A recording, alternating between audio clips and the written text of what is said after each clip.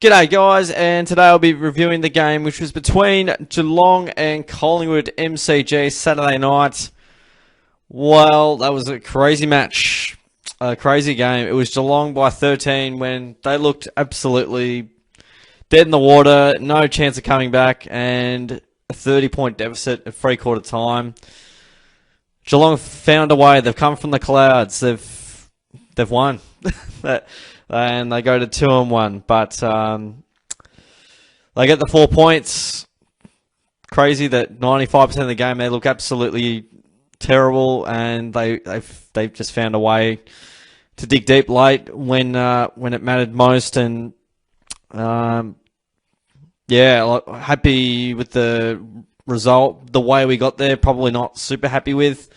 I'll delve into detail on that, but we'll have a bit of a look at the game here, and the Pies had complete control for probably three quarters. And I mean, we're lucky in a sense that the Pies didn't kick straight. Clearly, I mean, they definitely kicked straight in the third term, but we should have been put away, I think, a little bit earlier on in the piece. And unfortunately, due to the Pies' inability to convert on goal, kept us in it. And we're up by, I think, 2 goals at the start of the third term. Pies piled on, I think, 9 goals in the third term, as you can see there, and they just couldn't hit the scoreboard in the last quarter, and we did with 7 of our own by the looks of it. So yeah, what a crazy game. You'd be spewing if you're a Pies fan. Did all the hard work and probably should have won, but the Cats lifted late, and they found a way, which was impressive. But we definitely won't be getting too excited right at the moment and thinking we're absolutely bound for a premiership anytime soon. There's a lot of work to do and improvement within the group, and just how we go about it. So what was tough for most of the night, we just couldn't really get the contested ball in our favour. Getting that ground ball was a real struggle for us. And the Pies pressure, I expected the Pies pressure and speed to be a real worry, and it was for three quarters. Had they kicked a bit straighter, we might have been down by 7 or 8 goals. I don't know what we got out to, but it would have been a 30-something point comeback, no doubt. I'd have to suss that out, but we were down by 30 at three-quarter time. That's what I do know, and we might have kicked one towards the end. So I reckon, and then Mitch Duncan is that in the fourth term. Yep, got one nice and early. So we're down by 6 goals. So if we're down by 8-9 goals, we probably don't quite make it back fully. But credit to the Cats for fighting back. Clearly, fumbly throughout the game. Obviously, the Pies' pressure led to that, and we couldn't handle the heat. We were dropping a lot of marks. It was a little bit dewy by the looks of it out there, and the Pies just kept being able to move it forward. Just our inability to get that ground ball and apply pressure on, from our perspective, was really disappointing. But we did find a way back when it looked near on impossible. It was just pretty incredible result. Our pressure definitely could have been better, but I think a lot of this game will be highlighted in that last quarter and how we went about it, plucking in the second term to get a few on the board. We did well there, but the last quarter is a bit more what we want to see over the course of 4 quarters, if we're going to be any chance at all to do anything dangerous this year. We were able to put pressure on the Pies, cause those turnovers in our front half, and we're just able to put Collingwood under the pressure. In that final term, we're able to really hit the scoreboard. And one thing that I've undersold here is our ability to convert. I mean, last week this is probably us against the Swans, and then this week we're 16 goals 8. So our connection inside 50 was pretty good most of the night, and definitely sort of in that last quarter when the game was there on the line, the Cats were able to sort of find a way to yeah, just to get that contested ball, win those key stoppages, mitigate the ability for the Pies to move out of stoppages. They had free run at it for most of the night to sort of exit a lot of stoppages and have uncontested ball, move it forward at all costs with speedy ball movement. But yeah, did an incredible job. Just to only give them 1 point in the final term, they definitely did really well in the field position. We were able to just force it forward. We caused chaos, inside our 50, and yeah, we were very efficient going inside 50, and we were able to find a way to hit the scoreboard in a big way. We took our chances. We converted when we had to, and Jeremy Cameron had an absolute ball. So the big guys on the end of it all, yeah, finished off the good work that was done up the field. But yeah, you'd be spewing as a Pies fan. Did so well tonight, and take my hat off for how well they played. Unfortunately for Pies fans, and fortunately for Cats fans, weren't able to sort of seal the deal. The stats are going to be very interesting because they're not going to be in our favour. And our efficiency is what's got us the win here, and Pies' inefficiency. If the Pies kick a bit straighter early on, I don't think we're having this same conversation. But we're having this conversation now. So Pies have more of the footy. They have more inside 50. So yeah, the Cats, 47 entries for 16 goals is quite incredible. And yeah, so that's a score every second entry. So a bit leaky from the Pies' point of view and efficient from the Cats' point of view. We're good with the ball as the game wore on. Efficiency inside 50, well, pretty close. I mean, the Pies probably had 26 scoring shots and 59 inside 50. So they'd feel a bit hard done by that. No doubt about that. Clearances, the Pies won by 4. And this one was just absolutely crazy. So the Pies were plus 40 at three-quarter time, and I was thinking that's just an absolute demolition job. And it was reflective on the scoreboard. And gee, usually when you lose the contested possession like that, you've had a pretty bad day. For us to not have to rely on winning the contested possession and getting the result is solid. So we'll take it. We'll take it. The marks, we don't take 100 marks anymore, which means we're playing more exciting footy. 20 marks inside 50, so that's a real positive and quite a high number. Is 15 the average? Okay, that's a lot of marks inside 50. Obviously got the job done on the scoreboard there. Not in front for very long, but I'll take it, that's for sure. 60 tackles, definitely lifted late. My qualm here is Pies obviously probably not a top. Well, I don't think they're a top 8 side. I think they're probably, they're in that bottom 10 bracket and probably closer to the bottom 6. If this was in Melbourne, it's probably a 7 to 10 goal win. If you want to sub in Collingwood, so against the best sides, you're not going to get away with this, and Geelong have a lot of work to do still. Whilst I will take the 4 points, and it's a very, very good comeback, and you'd rather be 2-1 than 1-2 at this stage of the year. Banking those early wins, just getting the 4 points, sometimes they prove to be gold, and you just hope that they improve as the season goes on and time their run beautifully if they are to make it into September. We'll have a bit of a look at some stats from the Cats' perspective and the votes. Going to be, well, I think I've got my 3, 2, and 1. 3 votes to Jeremy Cameron. 6 goals on the night. He had to have a big one. He's had, obviously missed a few last week, and he could have easily had 7 had he kicked that other goal, which he pretty much had kicked one earlier. But 6 ones, incredible accuracy, 14 disposals, 9 marks. He was a threat all night, and I think he kicked 4 in the last quarter or something like that, or 3 or 4. He had his kicking boots on, and he was exceptional, finishing off a really good work that the midfield were able to lift late as the game wore on. My 2 votes will go to Patrick. He kicked a goal, 25 touches, 5 marks, 5 tackles, 5 clearances, nearly 600 metres gained. and he got a goal assist in there as well. Paddy really cracked in hard, and definitely as the whips were cracking in that final term, I felt like he just absolutely took on the contest, and yeah, he was exceptional. Probably struggled a little bit earlier throughout the game, and was he's trying hard as he always does. So yeah, definitely a cracking effort from Paddy. Not his best game of all time, but obviously his efforts were instrumental in us getting the win. And the one vote I will give it to, there's a few players in mind here. Ooh.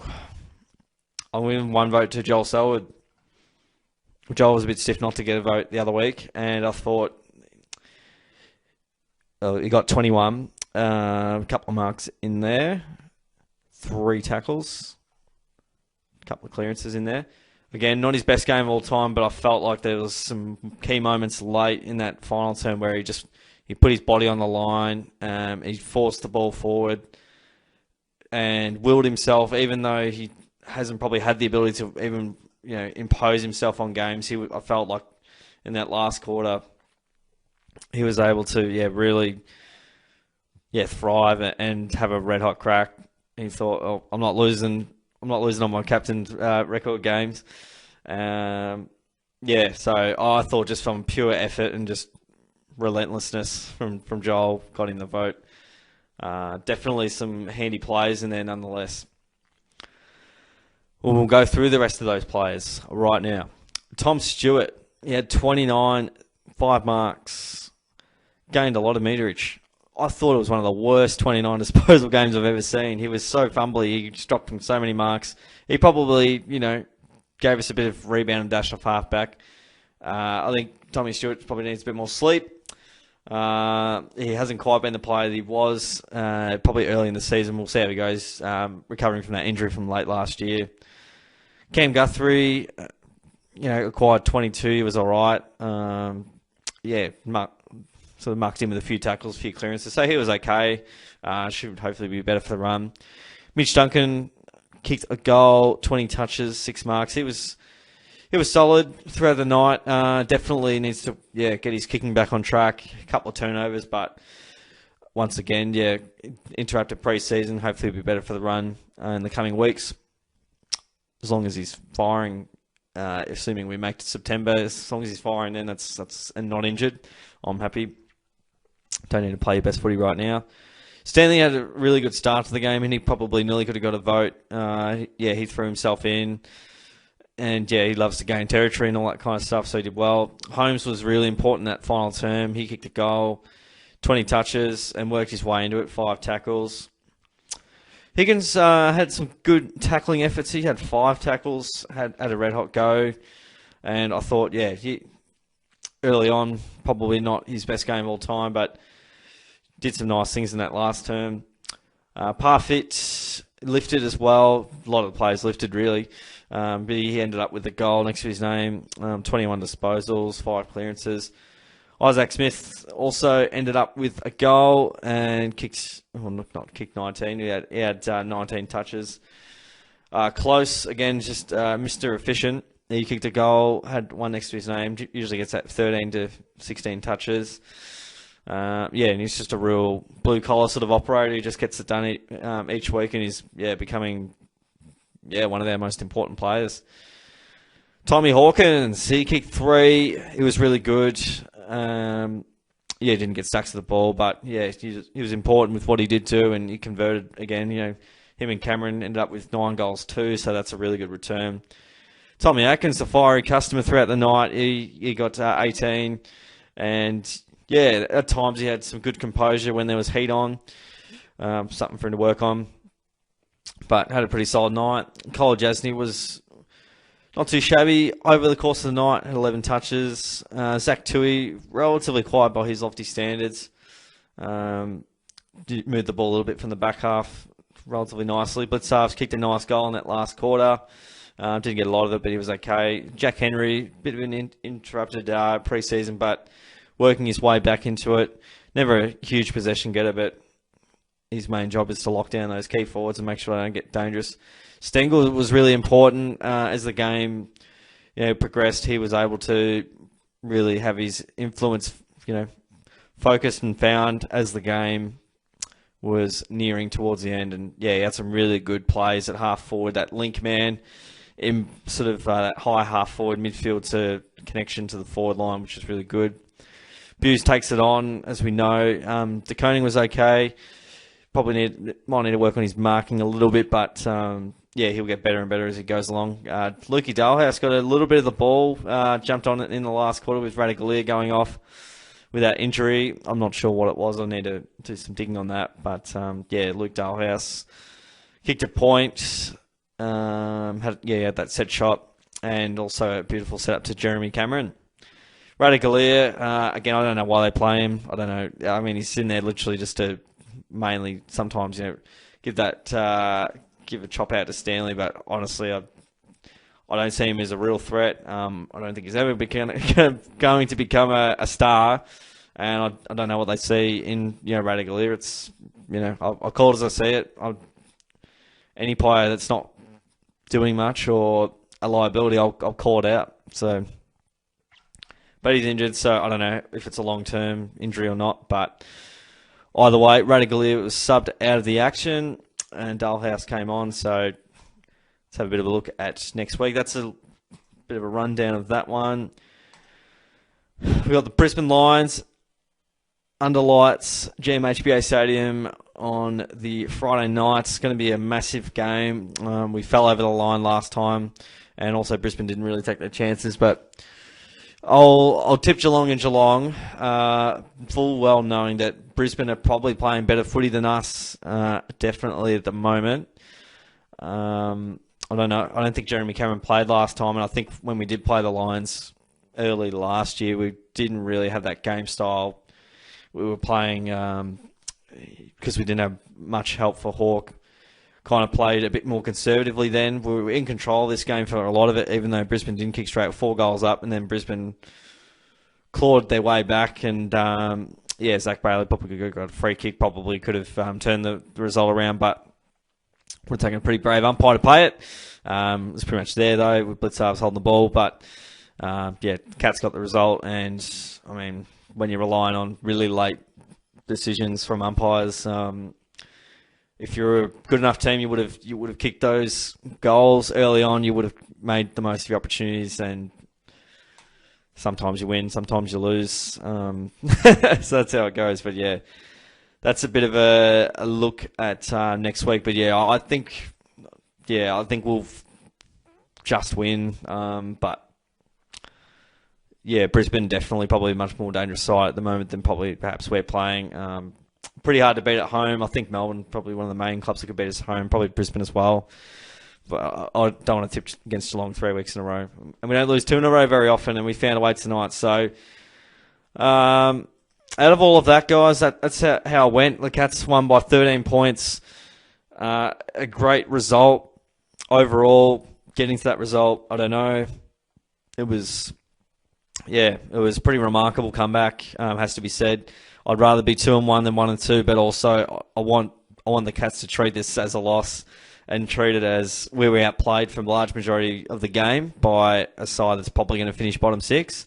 I might be wrong in saying that, but we definitely need to significantly improve our output and play like we did in the last quarter at the start of the match, or play like that for more than just a quarter and a half of footy. We need to be much more consistent.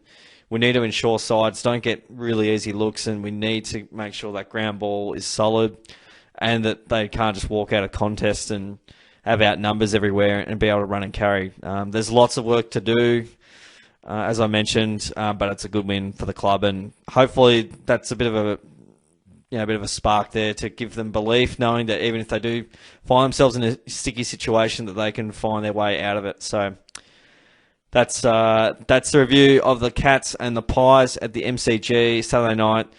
Cats by 13. Guys, I hope you've enjoyed the review. Don't forget to give the video a like, subscribe away, all that good stuff. Appreciate it. You guys joining in and listening in each and every week. So, yeah, good deal indeed. Thanks for tuning in, guys. I'll see you on the next video.